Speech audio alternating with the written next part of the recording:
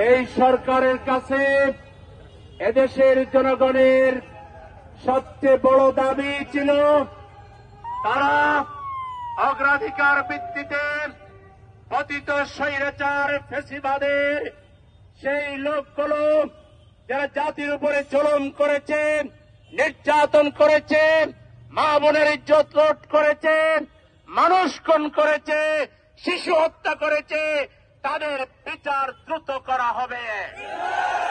কিন্তু আমরা দেখতে পাচ্ছি বিচারের দীর্ঘসূত্রিতার কারণে ফ্যাসিবাদের ওই দোসররা বাংলাদেশে আবার তারা কর্মসূচি দেওয়ার সাহস করছে।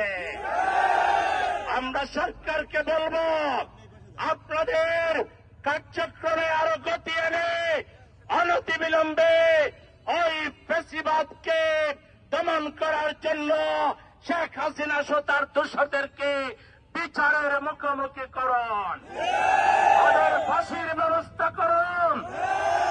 তাদের দোসররা আবু সাইদ মুক্তির মঞ্চ ভেঙে দিয়েছে, তারা শহীদদের নামের তালিকা ছিঁড়ে ফেলেছে।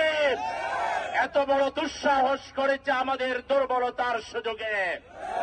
আমরা আগামী 48 ঘন্টার মধ্যে উত্তরা আবু সাইদ মুক্ত মঞ্চ যারা ভাঙচুর করেছে, তালিকা ছিঁড়েছে, তাদেরকে গ্রেপ্তার করে বিচারের মুখোমুখি করতে হবে।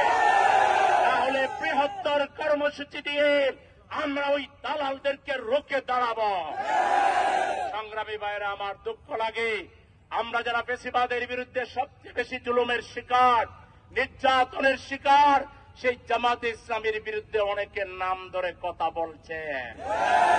আমাদেরও বহু কিছু জানা আছে। আমাদের মুখ করলে আমরাও আপনাদেরকে বোঝাইয়া দেব আপনাদের দুর্বলতাগুলো কোথায়। জামাতে ইসলামীকে হিট করে কথা বলবেন না। জামাতে ইসলামী এদেশের মানুষের প্রিয় কাফেলার না। জামাতে ইসলামী স্বৈরাচারের বিরুদ্ধে, আধিপত্যবাদের বিরুদ্ধে, জামাতে ইসলামী ফ্যাসিবাদের বিরুদ্ধে আপোষহীন কাফেলার নাম। যারা জামাতে ইসলামীর সাথে বিরুদ্ধে কথা বলবেন, ধরে নিতে হবে ফ্যাসিবাদের পাল্লায় আপনারা পড়েছেন। আপনাদের পরিণতি ফ্যাসিবাদের পরিণতির মতোই হবে।